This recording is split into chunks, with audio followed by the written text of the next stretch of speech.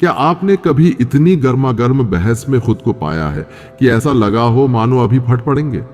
हम सब उस हालत से गुजरे हैं, चाहे वो ऑफिस में किसी के साथ एक मतभेद हो, किसी अपने के साथ लड़ाई हो, या फिर ऑनलाइन कोई गर्म बहस। लेकिन अगर मैं कहूं कि एक तरीका है जिससे आप किसी भी झगड़े को बिना हाथ उठाए और बिना गुस्से से हल कर सकते हैं। पुराने स्टोइक्स जो जज्बातों पर काबू और तर्क के उस्ताद थे, उनके पास कुछ बेमिसाल तरीके थे जिनसे आप अपने दुश्मन का सामना सलीके और शान के साथ कर सकते हैं। इस वीडियो में आप जानेंगे 13 स्टोइक प्रेरित तरीके जिनसे आप किसी भी टकराव का डटकर सामना कर सकते हैं। ये तरीके हमें पुराने बुद्धिजीवियों जैसे सेनेका, एपिक्टेटस और मार्क्स से मिले हैं। यकीन मानिए, ये तरीके अपनाने में पंचेस फेंकने से कहीं ज्यादा सब्र और मेहनत लग सकती है, लेकिन जो हासिल होगा वो है अंदरूनी सुकून, लंबे समय तक चलने वाले समाधान और बेहतर होते रिश्ते।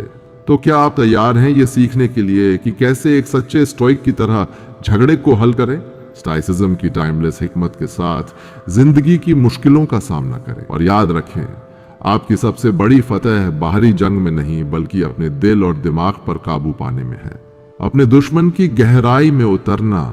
सोचिए, आप एक उफनती हुई नदी के किनारे खड़े हैं। नदी की लहरें क्रोध से भरी हुई हैं। एक समझदार स्टोइक इस नदी में छलांग लगाने से पहले रुकेगा। उसकी नजर पानी की सतह पर नहीं बल्कि उन गहराइयों पर होगी जो दिखाई नहीं देती। ठीक इसी तरह अपने प्रतिद्वंद्वी के मन में झांकना पहला स्टोइक तरीका है। इस तनावपूर्ण स्थिति में फौरन प्रतिक्रिया देना लाजमी लगता है, लेकिन असली समझदारी है पहले अपने फैसले और सोच को कुछ देर के लिए रोक देना। जैसे एपिक्टेटस कहते हैं, हमें असल परेशानी घटनाओं से नहीं होती बल्कि हमारी उन पर सोच से होती है। इस स्टोइक सोच को अपनाने का पहला कदम है मौजूदा पल से थोड़ा हटकर खुद को शांत रखना, गहरी सांस लेना और हालात का जायजा बेगरजी से लेना। खुद को एक दीवार पर बैठा एक मक्खी समझें जो पूरे माहौल को बिना किसी जुज्बात के देख रही है।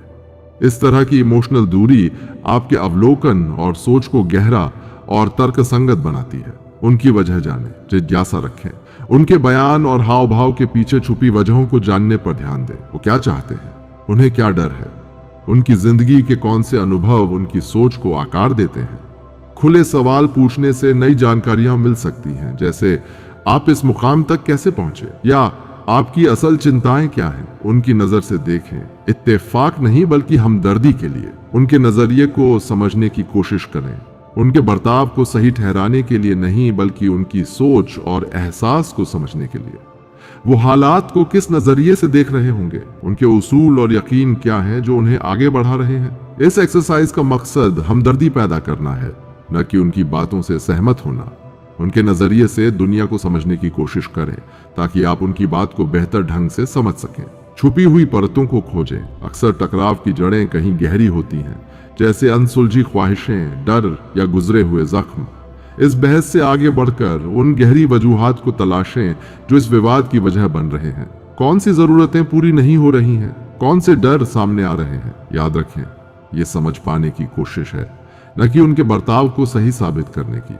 आपका मकसद ये समझना है कि उनके अनुभवों की परतें कैसे उनके रवैये पर असर डालती हैं। जैसे एक भूवैज्ञानिक चट्टानों की परतों का अध्ययन करके भूभाग को समझता है। इस स्टोइक गहराई की तलाश वाली तकनीक से आप न सिर्फ एक नई समझ विकसित कर सकते हैं बल्कि खुद के बारे में भी बहुत कुछ सीख सकते हैं। और जो कभी उफनती नदी थी, वो आपकी समझदारी और सूझबूझ के साथ एक शांत धारा में बदल सकती है जिसके पत्थरों पर हल का नक्शा उकेरा हुआ है।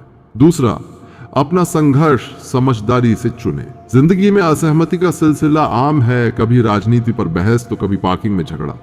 लेकिन स्टोइक्स हमें यह सिखाते हैं कि हर बाधा पर अपनी पूरी ऊर्जा लगाना जरूरी नहीं है। हर छोटी छोटी बहस में उलझना हमारे जज्बातों को थका सकता है। इसीलिए स्टोइक्स का दूसरा तरीका हमें यही सिखाता है कि अपने संघर्ष समझदारी से चुनें। खुद को एक बड़े जंग के मैदान के सामने खड़ा समझें, जहां हर तकरार एक जंग में तब्दील हो सकती है। एक समझदार स्टोइक पहले रुककर हर मैदान को अच्छी तरह परखेगा, फिर फैसला करेगा कि उसमें कूदना चाहिए या नहीं। क्या ये जंग वाकई जरूरी है? क्या ये बहस मेरी सेहत या मेरे अहम चीजों पर असर डालती है? सेनेका की परीक्षा रुकें और सोचें।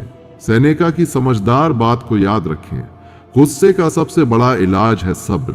अपने आप को याद दिलाएं कि रुकना कितना जरूरी है। बिना सोचे समझे प्रतिक्रिया देने से पहले एक पल रुकें, गहरी सांस लें और हालात को तटस्थ नजर से देखें। अक्सर बहस के गर्म माहौल में हमारा नजरिया बदल जाता है, जिससे सही फैसला लेना मुश्किल हो जाता है। एपिक्टेटस का सवाल, क्या वाकई ये जरूरी है? एपिक्टेटस ने कहा है, हमें घटना से परेशानी नहीं होती, बल्कि हमारी सोच से होती है। खुद से यह सवाल पूछें कि क्या यह बहस मेरी नैतिकता, भलाई या मेरी जिंदगी के किसी जरूरी पहलू पर असर डाल रही है, या ये बस एक मामूली तकलीफ है, जैसे रास्ते में पड़ा पत्थर जिसे आसानी से पार किया जा सकता है। अपना ध्यान उन्हीं चीजों पर लगाएं जो वाकई मायने रखती हैं। मार्कस का सिद्धांत, कभी कभी खामोशी फायदेमंद होती है। मार्कस के मुताबिक खामोश रहना और चीजों को गुजर जाने देना भी काफी होता है। छोटी मोटी बातें नजरअंदाज करना या बेवजह के झगड़ों में न उलझना अपने आप में एक बड़ी ताकत है। ये हमें अंदरूनी सुकून बनाए रखने में मदद करता है। स्टोइसिज्म का लागत लाभ विश्लेषण, हर टकराव का एक दाम होता है मानसिक मेहनत और संभव परिणाम। जीत की संभावनाओं की तुलना में हारने पर होने वाले भावनात्मक नुकसान का अंदाजा लगाएं। क्या इस जंग में जीतने की कीमत जायज है? असली ताकत का मतलब है गरिमा के साथ हार मानना जब लड़ाई का कोई फायदा न हो। अपने संघर्षों को चुनने में रणनीति अपनाना कमजोरी या उदासीनता नहीं है। ये समझने की बात है कि आपकी समय और ऊर्जा सीमित हैं और इनका इस्तेमाल समझदारी से करना ही असल ताकत है। इस स्टोइक समझदारी को अपनाकर आप जिंदगी के जंग के मैदान में पूरी फोकस के साथ उतरेंगे और अपनी ऊर्जा को उन लम्हों के लिए बचा सकेंगे जो वाकई मायने रखते हैं। तीसरा, साफ और शांत रहकर बात करें। सोचिए, आप अपने विरोधी का सामना कर रहे हैं, लेकिन आपके हथियार नहीं बल्कि शब्द तैयार हैं। स्टोइक्स का तरीका जोर देता है कि बात करने में शांति और स्पष्टता हो, जो बातचीत को एक बेहतर दिशा की तरफ ले जाए। गाली गलौज या आरोप लगाने की बजाय यह तरीका इस बात पर जोर देता है कि अपनी जरूरतें और फिक्रें अच्छे से बयां करें, ताकि गलत फहमियां कम हो और समझ बढ़े। स्टोइसिज्म से प्रेरित संवाद के मुख्य तत्व सक्रिय सुनने का कौशल विकसित करें। सिर्फ बोलने का इंतजार न करें, बल्कि अपने विरोधी की बात को पूरी तरह से सुनें। उनके शब्दों और बॉडी लैंग्वेज पर ध्यान दें, उन्हें समझें। उनकी बातों के जवाब देने से पहले उनकी बातें ध्यान से सुनें। बीच में न टोकें, होशियारी से सिर हिलाएं और आंखों में संपर्क बनाए रखें। इससे यह जाहिर होता है कि आप उनकी बात को महत्व दे रहे हैं और समझ रहे हैं। उनके जज्बातों का आदर करें और उनके अनुभवों को मान्यता दें, हमदर्दी न कि इत्तेफाक। उनकी भावनाओं और अनुभवों का आदर करें, भले ही आप उनसे सहमत न हो। जैसे, मुझे समझ में आ रहा है कि आप परेशान हैं, या लगता है ये मसला आपके लिए अहम है। इस तरह की बातें विश्वास का रिश्ता कायम कर सकती हैं। मैं वाले बयान का इस्तेमाल करें। खुद की बात रखते समय मैं वाले शब्दों का इस्तेमाल करें, न कि आलोचनात्मक तुम शब्दों का। इससे रक्षात्मकता कम होती है और समस्या सुलझाने में सहयोग बढ़ता है। उदाहरण के लिए, इस मामले में मुझे इज्जत का एहसास होना चाहिए, या जब आप ऐसा करते हैं तो मुझे दुख होता है। इससे अपने इमोशन को अच्छे से जाहिर किया जा सकता है। शांति से और दृढ़ता के साथ बात करें, आक्रामकता के बिना। बात में शोर नहीं बल्कि समझ होनी चाहिए। आपकी बात में गुस्सा नहीं बल्कि समझ और ताकत झलकनी चाहिए। बिना किसी गाली गलौज और व्यक्तिगत हमला किए ठहराव के साथ अपने तर्क रखें। यह आपकी ताकत को बरकरार रखता है और समस्या को और गंभीर नहीं बनाता। समाधान को प्राथमिकता दें, न कि जीत को। याद रखें, मकसद किसी हल तक पहुंचना है, न कि बहस में जीत हासिल करना। बातचीत की शुरुआत इस सवाल से करें, हम इसे मिलकर कैसे सुलझा सकते हैं, और इसका फोकस एक संयुक्त हल पर रखें। शांत और स्पष्ट तरीके से बात करना एक जरूरी कौशल है। अगर आपसे कोई गलती हो जाए तो माफी मांगने से न डरें और खुद के साथ सब्र रखें। जितना ज्यादा सकारात्मक संवाद आप अपनाएंगे, मुश्किल कामों को संभालना उतना ही आसान होता जाएगा।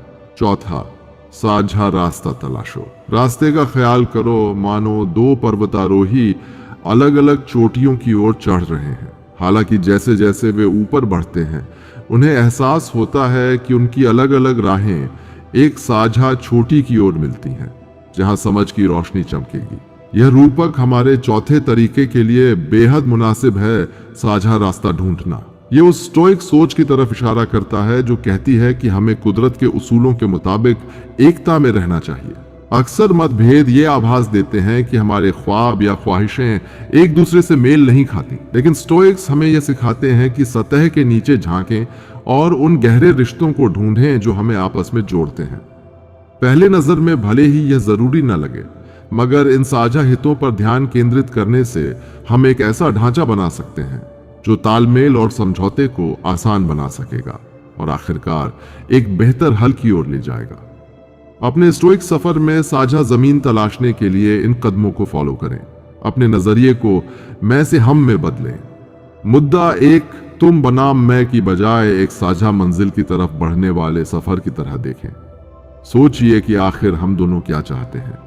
इस नजरिए में बदलाव हमें ऐसे बिंदु खोजने का मौका देता है जहां सहमति हो सकती है, चाहे वह तुरंत नजर ना आए। जरूरतों को समझो, सतह के नीचे देखो। अक्सर मतभेद कुछ अधूरी जरूरतों की वजह से पैदा होते हैं। खुद से सवाल करो कि यह झगड़ा या मतभेद किस जरूरत को पूरा करने की कोशिश कर रहा है।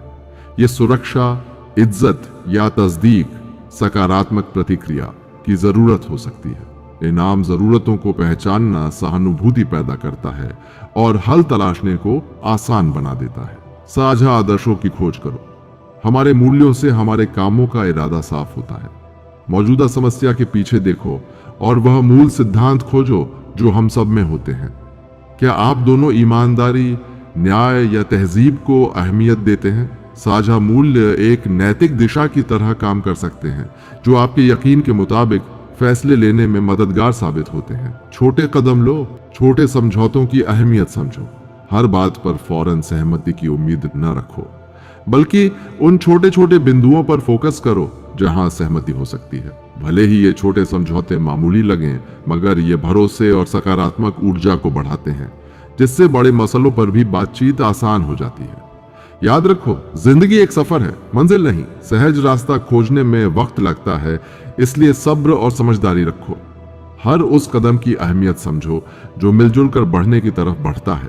इस स्टोइक तरीके का इस्तेमाल कर आप एक साधारण हल से आगे का रास्ता तलाश करते हो। अपने तजुर्बों के बीच तालमेल देखकर और एक शांत भविष्य की बुनियाद रखते हुए आप उस साझा रास्ते की तलाश में लगते हो जहां मिलकर चढ़ने वाले लोग साझा आदर्शों और हितों की रोशनी में समझ की ऊंचाई को छूते हैं।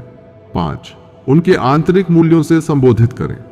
कल्पना करें कि आप एक विशाल ओक के पेड़ के सामने खड़े हैं जिसकी जड़ें मिट्टी में मजबूती से बसी हुई हैं। ओक को हिलाने के लिए सिर्फ कच्ची ताकत काफी नहीं होगी। दूसरी ओर एक समझदार स्टोइक हवा और पानी जैसे तत्वों के प्रभाव से अवगत होगा जो धीरे धीरे इसे उसके आदर्शों की ओर प्रेरित कर सकते हैं, जैसे कान में फुसफुसाकर।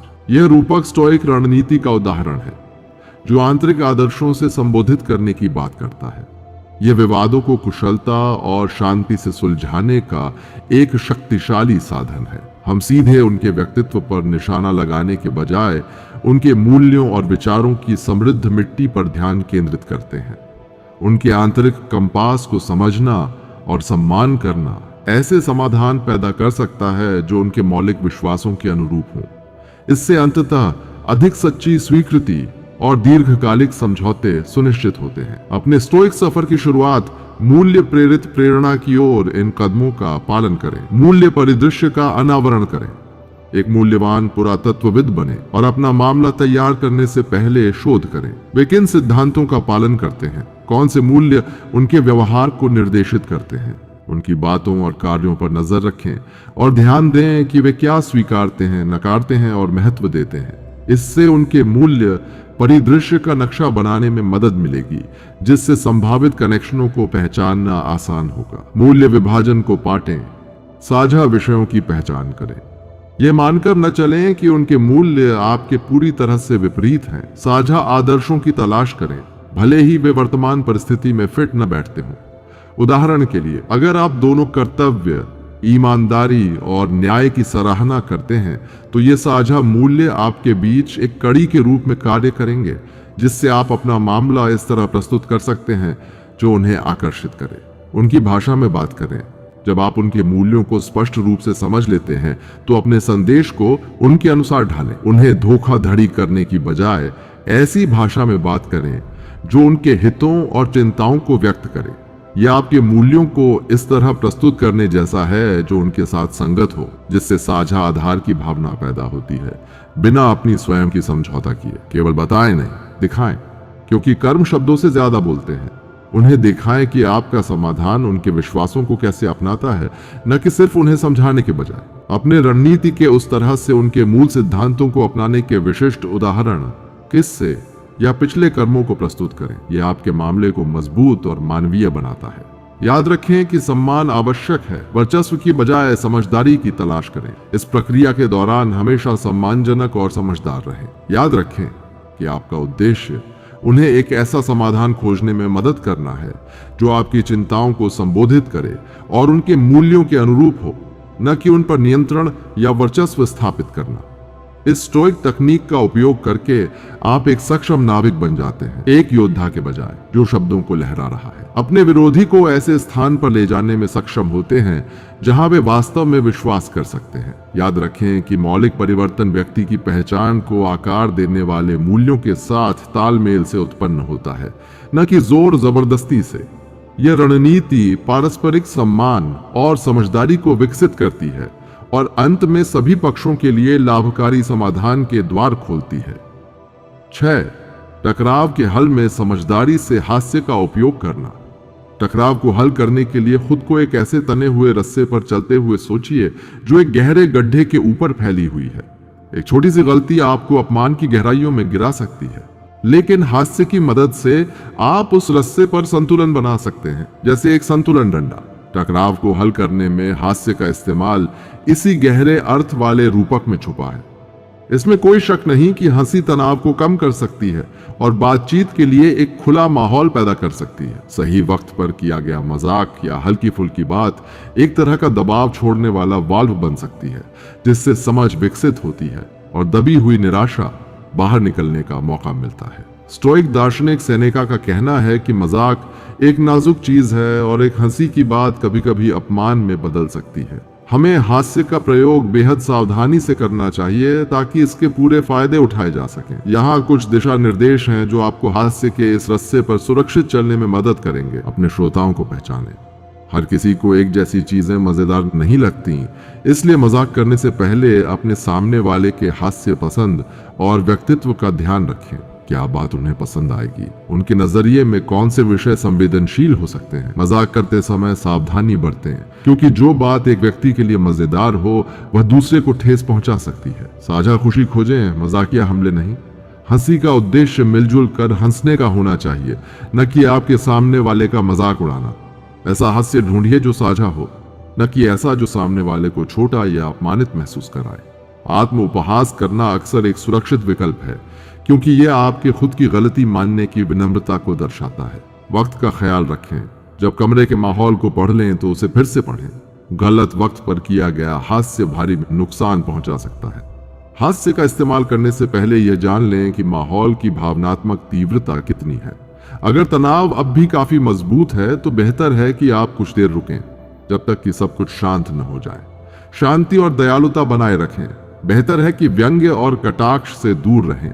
ऐसे मजाक से बचें जो संवेदनशील विषयों, रूढ़िवादों या व्यक्तिगत हमलों पर हो। याद रखें कि मकसद पुल बनाना है, न कि उन्हें तोड़ना। हास्य को एक औजार की तरह इस्तेमाल करें, न कि सहारे के तौर पर। हास्य पर सिर्फ निर्भर न रहें। हास्य मददगार साबित हो सकता है, मगर यह असल बातचीत या गंभीर मुद्दों से निपटने की जगह नहीं ले सकता। इसे हल्केपन और खुलेपन के लिए प्रयोग करें, लेकिन इसे हर बात का समाधान न माने। यह एक जादू की छड़ी नहीं है जो हर बार काम करे। जब संदेह हो तो मजाक से पूरी तरह परहेज करना बेहतर है। याद रखें कि भरोसा पाना जितना आसान है, उसे खोने के बाद वापस पाना उतना ही मुश्किल। स्टोइक विचारों का सहारा लेकर हास्य का सही ढंग से प्रयोग कर सकते हैं, जिससे यह एक असरदार औजार बन सके जो तनाव को कम कर सके और बातचीत को एक बेहतर हल की ओर बढ़ा सके। हास्य की ताकत उसकी एकजुट करने की क्षमता में है, अलगाव में नहीं। जब इसे सही ढंग से इस्तेमाल किया जाए तो यह तनावपूर्ण हालात को समझ और समाधान के मौके में बदल सकता है और शायद ये आपको हैरान भी कर दे। 7, हमदर्दी पेश करना। हमदर्दी को यूं समझिए जैसे आप एक ऊबड़ खाबड़ पहाड़ी रास्ते पर खड़े हैं और सामने दूसरी तरफ एक साथी चढ़ाई करने वाला दिख रहा है जो दूसरी दिशा में जा रहा है। उसकी नाराजगी और गुस्सा घाटी में तेज हवा की तरह गूंज रहे हैं। स्टोइक तरीके से बहस के बजाय आप धीरे धीरे नीचे उतरते हैं, दूरी को पाटते हैं और उसे समझने के लिए हाथ बढ़ाते हैं। यही इस 7वें उसूल का असल मकसद है, हमदर्दी का इजहार करना। हमदर्दी एक कीमती औजार है जो कठिन हालात में भी आपसी टकराव को सुलझाने में मददगार साबित होती है। जैसा कि मार्कस ऑरेलियस का मशवरा है, जब हम दूसरों की भावनाओं को समझते हैं और उनके तजुर्बात को मान्यता देते हैं तो हम असली कनेक्शन बना सकते हैं और एक बेहतर बातचीत के दरवाजे खोल सकते हैं। इस स्टोइक ताकत को हासिल करने के कुछ तरीके यहाँ दिए गए हैं। दृष्टिकोण बदलें मुझसे उनकी ओर। दुनिया को उनकी नजर से देखने की कोशिश करें। सिर्फ अपने नजरिए पर ध्यान देने के बजाय स्थिति को उनकी दृष्टि से समझने की कोशिश करें। कौन से वाक़े उनकी भावनाओं को प्रभावित कर रहे हैं, कौन से डर या असुरक्षाएं उनके व्यवहार को प्रेरित कर सकती हैं। यह नजरिया बदलने से आप हमदर्दी को महसूस कर सकते हैं और उनकी अनोखी हकीकत को समझ सकते हैं। उन शब्दों पर ध्यान दें जो कहीं नहीं गई।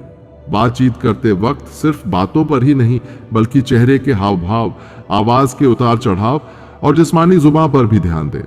यह अंदाजा लगाएं कि वह कह क्या रहे हैं और क्या छुपा रहे हैं। जो बातें जाहिर नहीं होती उनमें अक्सर गहरे जज्बात छुपे होते हैं जिन्हें उनके लफ्ज ढक सकते हैं। बिना किसी राय बनाए गौर से सुने और कोशिश करें कि समझ सकें। फैसला नहीं बल्कि एहतराम करें, उनकी भावनाओं का एहतराम करें, चाहे उनका रवैया कितना भी अलग क्यों ना हो। भले ही आप उनसे सहमत ना हो, यह जाहिर करें कि आप उनकी भावनाओं को समझते हैं। जैसे कि मैं समझ सकता हूं कि यह मामला आपके लिए क्यों अहम है, या लगता है कि आप परेशान महसूस कर रहे हैं। ऐसे जुमले भरोसे को बढ़ाते हैं और उनके बचाव को कम करते हैं। छुपे हुए दर्द को ढूंढें। गुस्सा और चिड़चिड़ाहट अक्सर गहरी भावनात्मक चोटों का नतीजा होते हैं। उनके अंदर छुपे किसी दर्द, डर या असुरक्षा की संभावना पर गौर करें। गहरे से समझने की कोशिश करने से आपको सिर्फ नतीजों से नहीं बल्कि असली वजहों से निपटने का मौका मिलता है। यह हमदर्दी को बढ़ाता है। हमदर्दी दिखाने का मतलब यह नहीं कि आप उनके व्यवहार की मंजूरी दे रहे हैं या अपने उसूलों से समझौता कर रहे हैं। इसका मतलब सिर्फ उनकी सोच को मान्यता देना और एक ऐसा माहौल बनाना है जो खुले दिल से बात करने का मौका दे। इस तरह आप असहमति को इज्जत और समझदारी से सुलझा सकते हैं, चाहे आप किसी बात पर सहमत न भी हों। जब आप हमदर्दी के स्टोइक उसूल को अपनाते हैं तो आप एक ऐसा पुल बना सकते हैं जो सिर्फ बहस से नहीं बल्कि असली समझ से पाटता है। और इस रिश्ते में न सिर्फ अभी बल्कि आगे के लिए भी सुलह की उम्मीद होती है। इसलिए पहाड़ से उतरिए, हाथ बढ़ाइए और हमदर्दी का यह तोहफा दीजिए। शायद यह सफर आपको किसी अनपेक्षित मंजिल पर ले जाए। 8, समझौते की कला अपनाना। जरा सोचिए कि आप एक बड़े ओक के पेड़ के सामने खड़े हैं जिसकी शाखाएं हवा में जिद्दी ढंग से लहरा रही हैं। इसे अपनी मर्जी से झुकाने के लिए काफी ताकत लगानी पड़ेगी, जिससे पेड़ और खुद आपको भी नुकसान हो सकता है। एक समझदारी भरा तरीका जो स्टोइक फलसफे से प्रेरित है वह है समझौते की कला को अपनाना, झुकने और ढलने का हुनर, ताकि हवा और ओक शांति से एक साथ रह सकें। सख्त नजरिए और पक्के इरादे अक्सर सफल टकराव समाधान में रुकावट डालते हैं। एपिक्टेटस का कहना है, चीजों को अपनी मर्जी के मुताबिक होने की ख्वाहिश मत करो, बल्कि ख्वाहिश करो कि वे वैसे ही हों जैसे वे हैं और तुम एक शांतिपूर्ण जीवन जी पाओगे। असल ताकत इसमें है कि आप और आपके सामने वाले के मुद्दों का हल कम से कम किसी हद तक मिल जाए। इस स्टोइक कला को अपनाने के कुछ तरीके हैं। मैं से हम पर आए, मामले को मिलकर सुलझाने का एक मौका समझें। इसे मुकाबले की जगह ऐसे अवसर के रूप में देखें जिसमें हर किसी के लिए बेहतर समाधान निकाला जा सके। इस नजरिए में बदलाव से अधिक संतुलित और रचनात्मक हल निकल सकते हैं। साझा मकसद की पहचान करें, मिलते जुलते मकसद खोजें, भले ही वह साफ न दिखे। मौजूदा बहस से आगे जाकर अपने साझा लक्ष्यों को देखें। मुमकिन है कि आप दोनों एक जैसी चीजों को महत्व देते हैं, जैसे न्याय, सम्मान या एक उत्पादक माहौल। इन मकसदों की पहचान से समझौते के लिए नींव तैयार होती है। प्राथमिकताएं तय करें और कुछ छोड़ने की इच्छा रखें। हर बात की बराबर अहमियत नहीं होती। यह तय करें कि आपके लिए सबसे महत्वपूर्ण क्या है और जिन बातों का महत्व कम है उन्हें छोड़ने के लिए तैयार रहें। इससे आप अपने मुख्य मुद्दों का हल ढूंढने में ध्यान केंद्रित कर सकते हैं। काफी है या दोनों की जीत वाला हल ढूंढें। इस बात पर ध्यान देने की बजाय कि कौन जीत रहा है, एक ऐसा हल खोजें जिसमें सभी पक्षों को लगे कि उनकी जरूरतें किसी हद तक समझी गई हैं। इस तरह लंबी अवधि में दुश्मनी कम होती है और इंसाफ का एहसास बढ़ता है। याद रखें कि जिंदगी एक सफर है, मंजिल नहीं। सब्र और लचीलापन जरूरी है क्योंकि समझौते अक्सर एक बार में पूरे नहीं होते। अगर हालात बदलते हैं या नई जानकारी आती है तो समझौते पर दोबारा विचार करने के लिए तैयार रहें। एक स्थायी समझौते के लिए खुली बातचीत और लचीलापन आवश्यक है। स्टोइक समझौते की कला को अपनाने से आपकी मांगें और सिद्धांत सुरक्षित रहते हैं। आप ताकत, लचीलापन और एक ऐसा रवैया दिखाते हैं जिसमें हर किसी के लिए बेहतर हल निकलता है। आप समझ जाते हैं कि कैसे एक संतुलन की स्थिति में रहना है, न कि लगातार टकराव में जैसे हवा और ओक जो एक दूसरे को नजरअंदाज नहीं करते बल्कि साथ रहकर सभी के लिए शांति और सौहार्द का माहौल बनाते हैं। 9, बिना शर्म बाहरी मदद लें। जरा सोचिए कि आप कांटों की एक घनी झाड़ी में उलझे हुए हैं जिनकी शाखाएं आपके रास्ते को रोक रही हैं। आप कितना भी कोशिश करें, आगे बढ़ना नामुमकिन सा लगता है।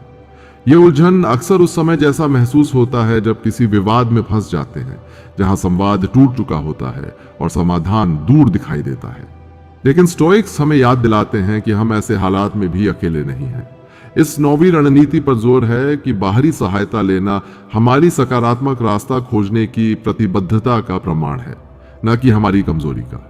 मसलन एक मध्यस्थ या काउंसलर एक निष्पक्ष तीसरे पक्ष के रूप में काम कर सकता है जो टकराव के इस उलझे रास्ते को समझने में मदद करता है। जैसे एक स्टोइक दार्शनिक अपने छात्रों को ज्ञान की ओर मार्गदर्शन करता है, वैसे ही वे संवाद के लिए एक सुरक्षित माहौल उपलब्ध कराते हैं जहां दोनों पक्षों को सुना और सम्मानित किया जाता है। उनकी जानकारी आपके बीच की उलझन को सुलझाने में सहायक हो सकती है। भावनात्मक रुकावटों को दूर करना। मजबूत भावनाएं अक्सर हमारे संवाद की क्षमता को बाधित कर देती हैं, जिससे सामने वाले के दृष्टिकोण को समझना या अपनी बात साफ तरीके से समझाना मुश्किल हो जाता है। एक निष्पक्ष तीसरा व्यक्ति इन भावनात्मक उलझनों को सुलझाने में मदद कर सकता है, जिससे बातचीत का माहौल अधिक शांत और उत्पादक बनता है।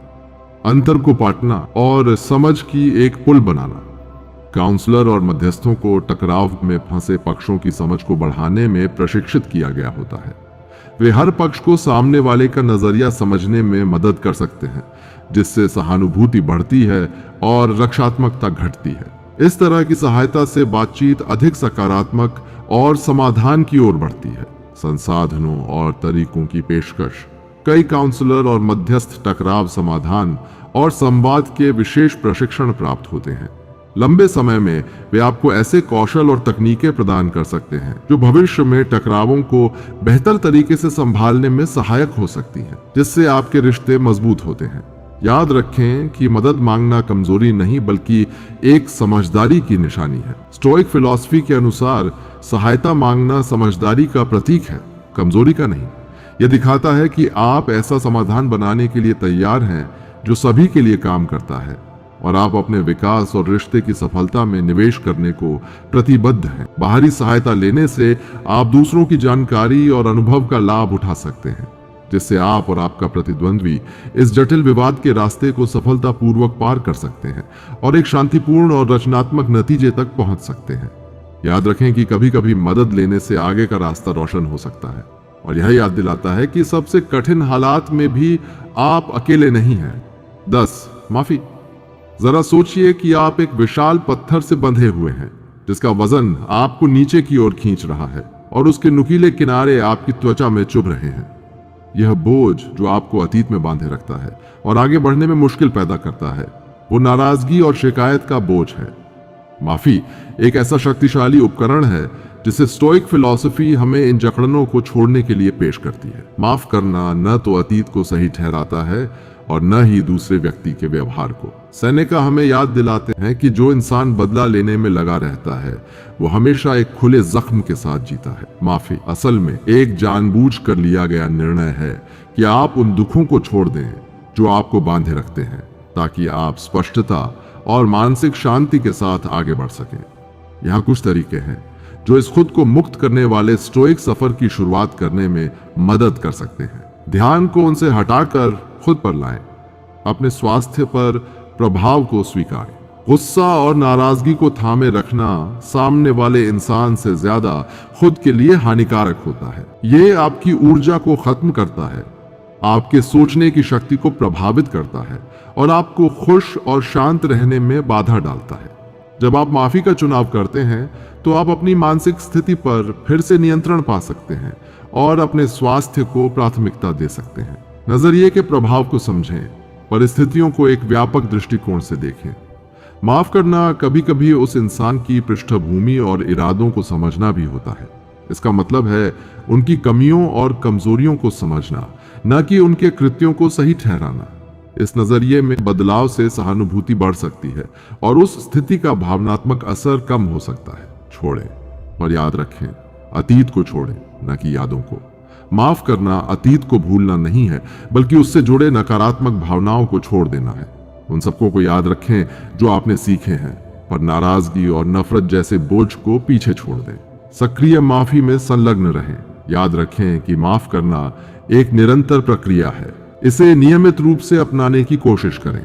यात्रा है जो निरंतर समर्पण की जरूरत रखती है। सक्रिय माफी का अभ्यास करने के लिए जब भी नकारात्मक विचार और भावनाएं उभरें, उन्हें जानबूझकर छोड़ दें। जर्नलिंग, माइंडफुलनेस और मेडिटेशन जैसी तकनीकें इस प्रक्रिया में सहायक साबित हो सकती हैं। ध्यान रखें कि माफी आपकी है, खुद के लिए एक तोहफा है, न कि उनके लिए। अंततः माफी एक उपहार है जो आप खुद को देते हैं। यह आपको नकारात्मकता की जंजीरों से मुक्त करती है और आपको अधिक आनंद, शांति और भावनात्मक लचीलापन देती है। माफ करने का मतलब यह नहीं कि सामने वाला इसे कमाई करे, बल्कि यह कि आप अपनी शांति के लिए यह कदम उठाएं। रूहानी माफी को अपनाना आपको अपने वर्तमान को बदलने का मौका देता है और एक बेहतर भविष्य के लिए जगह बनाता है, बिना अतीत को मिटाए। आप शांति और आत्म सहानुभूति के रास्ते पर चलने का चुनाव करते हैं, खुद को कड़वाहट और गुस्से के बंधनों से मुक्त करते हैं। याद रखें कि माफ करना आपकी ताकत और अपने स्वास्थ्य के प्रति समर्पण को दर्शाता है, कमजोरी को नहीं। तो गहरी सांस लें, बोझ को छोड़ें और एक ऐसे भविष्य की ओर बढ़ें जो अधिक आजादी और आंतरिक शांति का वादा करता है। 11, संघर्ष की राख से विकास। जरा सोचिए, एक फीनिक्स की तरह जो संघर्ष से गुजरा है और भी ताकतवर और समझदार बनकर उभरा है। स्टोइक दर्शन का 11वां सिद्धांत हमें यह बताता है कि संघर्ष को व्यक्तिगत विकास का माध्यम कैसे बनाया जाए, और यह उसी शक्ति के प्रतीक में झलकता है। एपिक्टेटस की सलाह को याद रखें, जो आपके नियंत्रण में है उसका सर्वोत्तम उपयोग करें और बाकी को स्वीकार करें जो आपके हाथ में नहीं है। आत्मनिरीक्षण और आत्म मूल्यांकन के माध्यम से आप असहमति को एक सीखने का अवसर और व्यक्तिगत विकास का एक आधार बना सकते हैं। इस जीवन बदलने वाले सफर की शुरुआत ऐसे करें, सीखने का रवैया अपनाएं, बाधाओं को अवसर के रूप में देखें, अपने नजरिए को बदलें और संघर्ष को सिर्फ एक समस्या के बजाय एक विकास और सीखने के अवसर के रूप में देखें। अपनी क्रियाओं और कमियों का विश्लेषण करने के लिए खुले रहें और इस स्थिति को एक खुले मन से समझने की कोशिश करें। गहराई में जाकर पहचान करें, संघर्ष के कारणों की तह तक जाएं। ध्यान से सोचें कि संघर्ष में आपकी क्या भूमिका रही, आपने जिस तरह से प्रतिक्रिया दी उसका कारण क्या था, कौन से सिद्धांत या मान्यताएं इस स्थिति से टकरा रही थीं, कौन से भावनाएं प्रभावी हो गईं और उन्होंने आपकी क्रियाओं पर क्या असर डाला। अपनी आदतों और प्रतिक्रियाओं को समझने के लिए ईमानदारी से आत्म मूल्यांकन करें। परिवर्तन के लिए क्षेत्रों को चिन्हित करें, मूल्यांकन को एक्शन में बदलें। आत्मनिरीक्षण में फंसने के बजाय अपने अवलोकनों को बेहतर बनाने के सुझावों में बदलें। क्या आपको प्रभावी ढंग से संवाद करने में कठिनाई हुई? सक्रिय सुनने की तकनीकों को सुधारने पर विचार करें। आपकी भावनाएं अगर अत्यधिक प्रबल रहीं तो भावनात्मक नियंत्रण बढ़ाने के लिए माइंडफुलनेस तकनीकों का अनुसरण करें, मार्गदर्शन और फीडबैक प्राप्त करें। विश्वसनीय गुरु, एक करीबी दोस्त या थेरेपिस्ट से सलाह लें जो आपके व्यक्तिगत विकास में मदद कर सकें और ईमानदार फीडबैक दे सकें। किसी तीसरे व्यक्ति से अपने अनुभवों के बारे में बात करना एक नए दृष्टिकोण को उजागर कर सकता है और जवाबदेही बढ़ा सकता है। विकास एक प्रक्रिया है, धैर्य रखें, धीरे धीरे बदलाव की उम्मीद करें। व्यक्तिगत विकास के लिए मेहनत और समय की आवश्यकता होती है।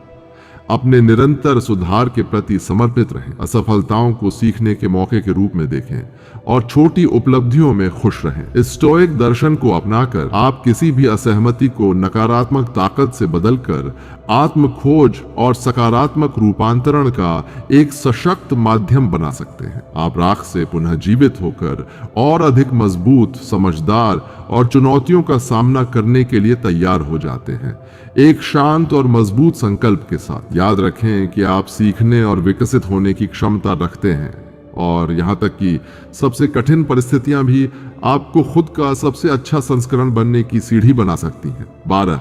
सीमाएं तय करना। जरा कल्पना करें कि आप एक साफ सुथरे समुद्र तट पर खड़े हैं जहां लहरें धीरे धीरे आपके पैरों से टकरा रही हैं। पर रुको, कोई आपके निजी दायरे में घुसपैठ कर रहा है और आपको परेशान कर रहा है। अपने सुख शांति और आंतरिक शांति की रक्षा करने के लिए सीमाएं तय करना और उन्हें बनाए रखना एक महत्वपूर्ण तरीका है। स्टोइक दर्शन का 12वां सिद्धांत इसी पर आधारित है, जो हमें दूसरों के साथ संतुलन बनाए रखते हुए बातचीत का रास्ता दिखाता है। जैसे कि एपिक्टेटस ने कहा, हमें इस बात का नियंत्रण नहीं है कि दूसरे क्या करते हैं, लेकिन हम ये जरूर नियंत्रित कर सकते हैं कि हम कैसे प्रतिक्रिया देते हैं। हम यह तय करके कि हम क्या सहन करेंगे और क्या नहीं, अपने आप को नकारात्मकता से सुरक्षित रख सकते हैं और बेहतर रिश्ते बना सकते हैं। इस सिद्धांत को अपनाने के कुछ तरीके यहाँ दिए गए हैं। अपने अंदर की आवाज को समझें। पहले यह समझें कि आपकी जरूरतें और मूल्य क्या हैं। सीमाएं तय करने से पहले यह जान लें कि आपके लिए सबसे ज्यादा महत्वपूर्ण क्या है। कौन से कार्य आपके मूल्यों के साथ मेल खाते हैं और कौन सी बातें आपकी ऊर्जा को कम कर देती हैं या आपके निजी दायरे का उल्लंघन करती हैं। इन आंतरिक सीमाओं को जानना प्रभावी संवाद की नींव रखता है। आदरपूर्वक और साफ तौर पर संवाद करें। बातों में उलझाने या गुस्से में बोलने से बचें।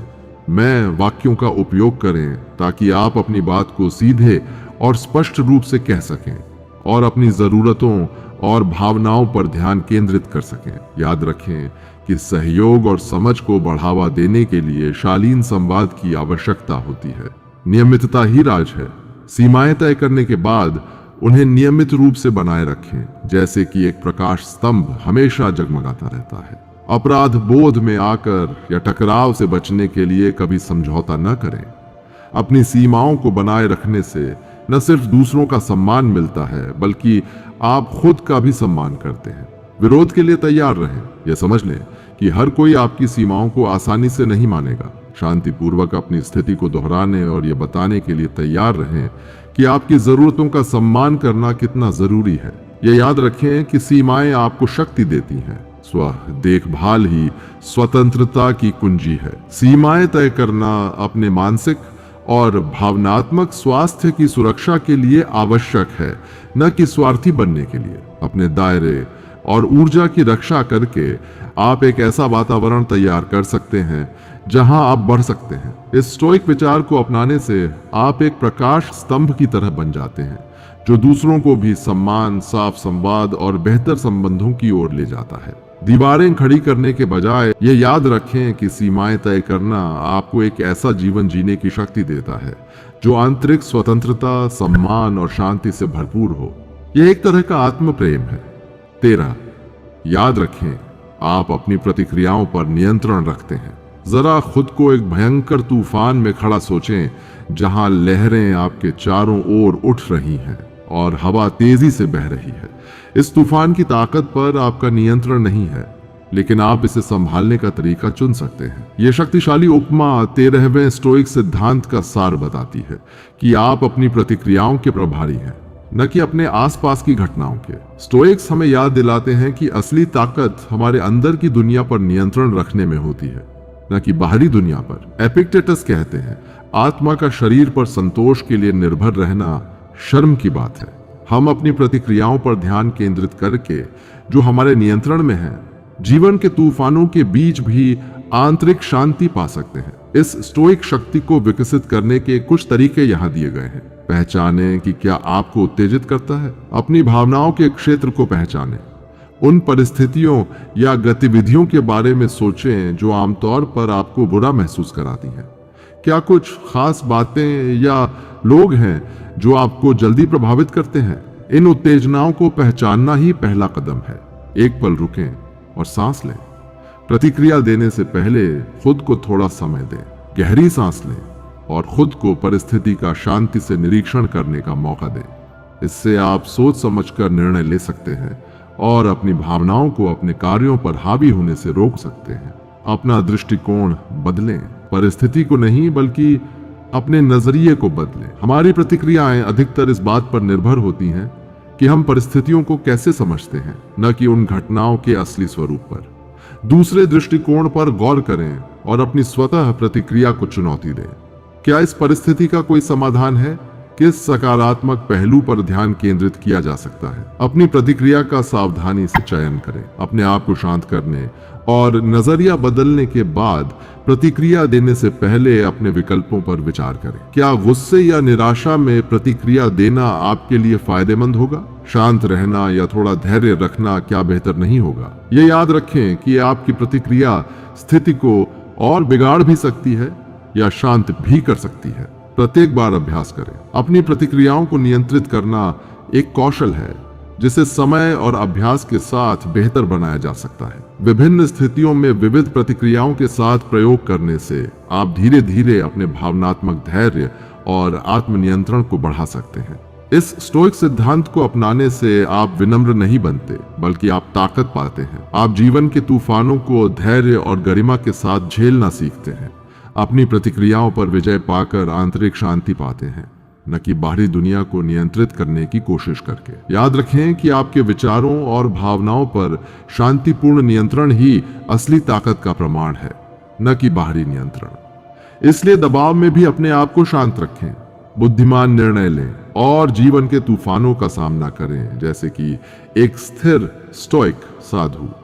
ये स्टोइक प्रेरित तकनीकें आपको टकराव को एक लड़ाई के स्थान से बदलकर सीखने, समझने और आंतरिक शांति का स्रोत बना सकती है।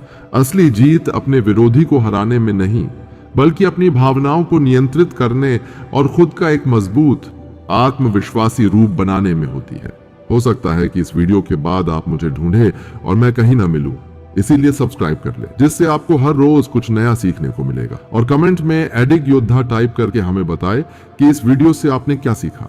वीडियो को लाइक कर दीजिए। स्क्रीन पर आ रही वीडियो पर क्लिक करोगे तो मैं वहीं मिलूंगा। योद्धा बने रहे।